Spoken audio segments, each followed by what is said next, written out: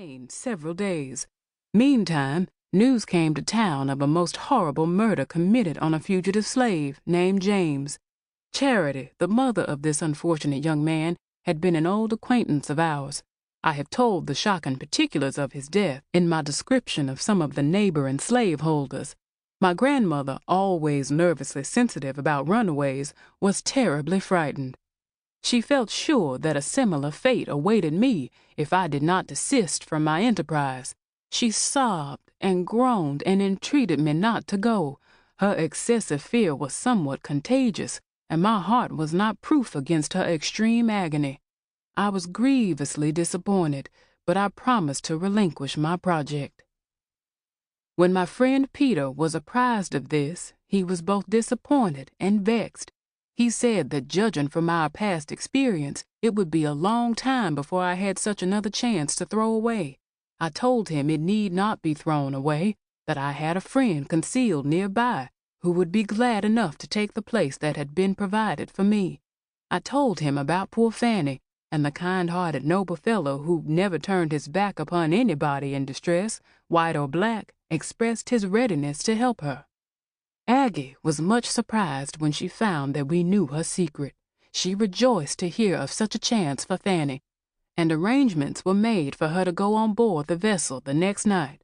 They both supposed that I had long been at the North, therefore my name was not mentioned in the transaction. Fanny was carried on board at the appointed time and stowed away in a very small cabin. This accommodation had been purchased at a price that would pay for a voyage to England. But when one proposes to go to fine old England, they stop to calculate whether they can afford the cost of the pleasure. While in making a bargain to escape from slavery, the trembling victim is ready to say, "Take all I have, only don't betray me." The next morning I peeped through my loophole and saw that it was dark and cloudy. At night I received news that the wind was ahead, and the vessel had not sailed. I was exceedingly anxious about Fanny, and Peter too, who was running a tremendous risk at my instigation. Next day the wind and weather remained the same. Poor Fanny had been half dead with fright when they carried her on board, and I could readily imagine how she must be suffering now. Grandmother came often to my den to say how thankful she was I did not go. On the third morning she rapped for me to come down to the storeroom. The poor old sufferer was breaking down under her weight of trouble. She was easily flurried now. I found her in a nervous, excited state, but I was not aware that she had forgotten to lock the door behind her as usual. She was exceedingly worried about the detention of the vessel. She was afraid all would be discovered, and then Fanny and Peter and I would all be tortured to death, and Philip would be utterly ruined, and her house would be torn down. Poor Peter!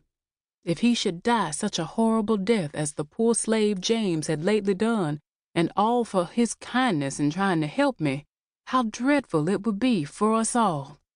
Alas, the thought was familiar to me, and had sent many a sharp pang through my heart. I tried to suppress my own anxiety and speak soothingly to her.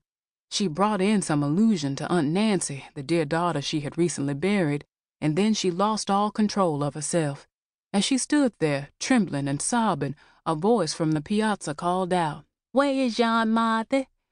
Grandmother was startled, and in her agitation opened the door without thinking of me. In stepped Jenny, the mischievous housemaid who had tried to enter my room when I was concealed in the house of my white benefactress.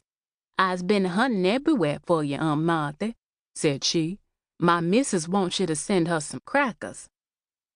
I had slunk down behind a barrel, which entirely screened me, but I imagined that Jenny was looking directly at the spot, and my heart beat violently.